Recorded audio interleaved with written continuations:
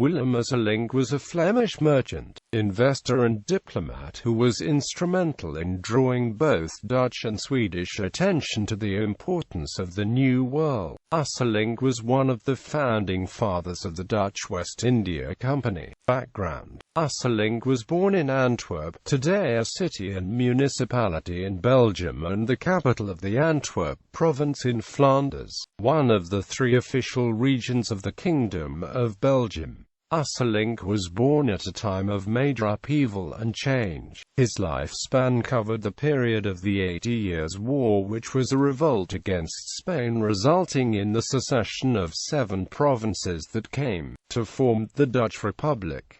At the time of his birth, Antwerp was the most prominent harbour of Western Europe. The port of Antwerp is located on the right bank of the River Scheldt, which is linked to the North Sea by the estuary Westerschelde. The 16th century has gone down in history as Antwerp's golden age. Over the first half of the 16th century, Antwerp grew to become the second largest European city north of the Alps by 1560. The religious revolution of the Reformation erupted in Antwerp with violent riots in August 1566.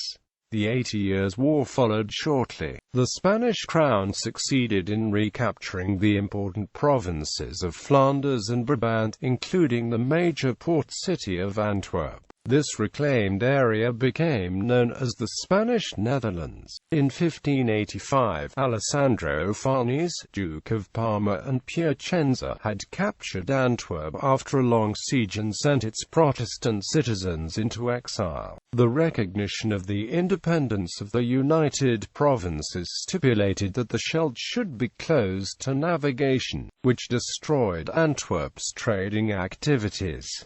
Dutch West India Company. Usselincx had spent some time in Spain, Portugal and on the Azores. The his or the wealth that was produced by the Spanish and Portuguese colonies. Some time after the seize of Antwerp by the Spanish in 1585, Usselincx moved to the Netherlands, first to Middelburg and later to Amsterdam. He was persuaded that the Netherlands would win independence and should capture colonies from Spain and Portugal. His book Ne Oude Bedenkingen over de Zeewertkoophandel engineering he als met de verskering van den state deserve verenigd die landen, in de tegenwoordige vrede handelingen, met den koning van Spanje en de Erzhartofen was first printed in 1608.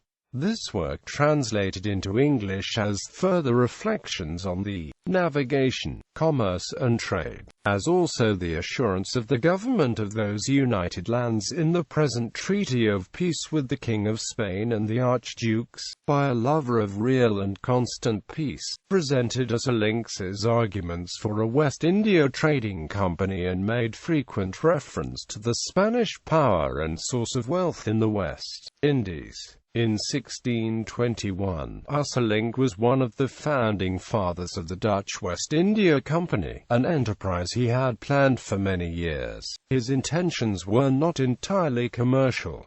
He hoped to create a new and better society. He expected that thousands of Protestants would migrate to America. He did not wish so much to exploit the country, but rather to let arise a new Netherland. In this secondary goal, he was insufficiently supported by the States General of the Netherlands.